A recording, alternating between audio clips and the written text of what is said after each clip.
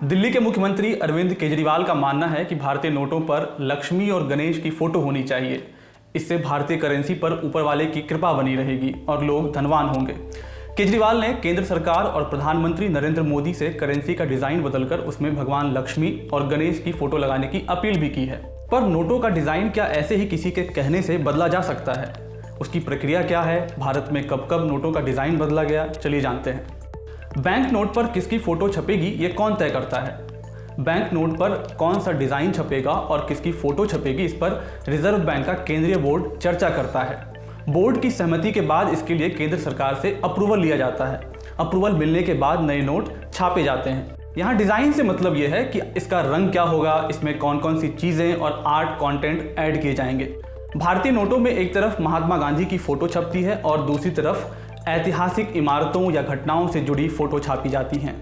भारत के latest bank notes की बात करें तो 10 रुपए के नोट पर कोणार्क का सूर्य मंदिर, 20 रुपए के नोट पर एलोरा की गुफाएं, 50 रुपए के नोट पर हम्पी, 100 रुपए के नोट पर रानी की वाव, 200 रुपए के नोट पर सांची का स्तूप, 500 रुपए के नोट पर लाल किला और 2000 रुपए के नोट पर मंगलयान की फोटो छपी हुई है।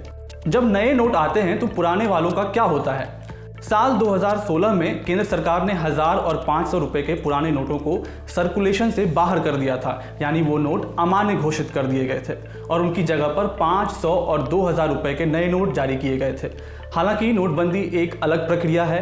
आमतौर पर नए नोट छपने पर पुराने नोटों पर असर नहीं होता है, पुराने नोट चलते रहते हैं। आपने देखा होगा कि 10, 20 या 50 या फिर 100 रुपए के नए नोटों के साथ साथ पुराने नोट भी मार्केट में उपलब्ध हैं।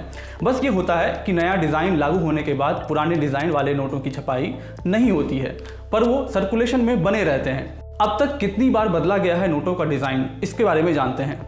भारत की आज़ादी के बाद सबसे पहले 1 रुपए का नोट जारी किया गया साल 1949 में। आज़ादी से पहले भी 1 रुपए का नोट छपता था, लेकिन उसके वाटरमार्क विंडो में किंग जॉर्ज की फोटो लगी होती थी। 1949 में जब नोट छपा तो किंग जॉर्ज की फोटो की जगह अशोक स्तंभ की फोटो लगाई गई। साल 1951 में पहली बार नोटों पर जारीकर्ता का नाम, रुपए की वैल्यू और जमानत संबंधी वाक्यांश हिंदी में छपे थे।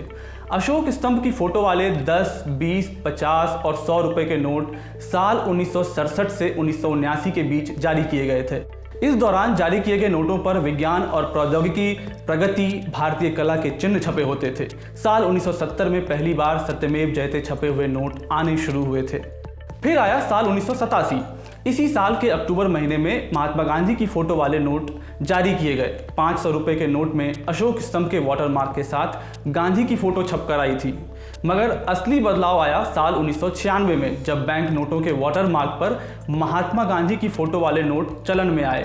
1996 के बाद चलन में आए सभी नोटों में सामने की तरफ अशोक स्तंभ की जगह महात्मा गांधी की फोटो लगकर आने लगी थी। अशोक स्तंभ के शेर को हटाया नहीं गया था, बस इसे वाटरमार्क विंडो के लेफ्ट में शिफ्ट कर दिया गया था। यानी अब बैंक नोटों में महात्मा गांधी की फोटो 2 जगह छपने लगी थी, एक सामान्य फोटो के तौर पर और एक वाटरमार्क के तौर पर।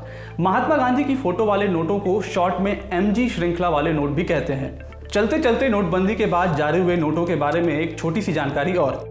8 नवंबर 2016 की रात 12 बजे से इस सीरीज के 500 और 1000 के नोट बंद हो गए थे, जिसके बाद नई सीरीज अस्तित्व में आई थी। महात्मा गांधी इसमें भी थे, मगर पुरानी सीरीज MG का नाम बदलकर MGNS यानी महात्मा गांधी न्यू सीरीज कर दिया गया था। इन नोटों में देश की सांस्कृतिक विरासत और वैज्ञानिक उपलब्धियों को दिखाया गया था। इसके साथ ही इस सीरीज के नोटों का साइज भी थोड़ा छोटा कर दिया गया। वैसे नोट छोटा करने का एक फ़ायदा तो हमको भी हुआ है, वो ये कि बटुए में ये नोट आसानी से फिट हो जाते हैं और कटने फटने का रिस्क थोड़ा कम हो जाता है। मेरा नाम है साकेत और कैमरे के पीछे हमारे साथी जतिन। देखते रहिए द लंदन टॉप। शुक्रिया।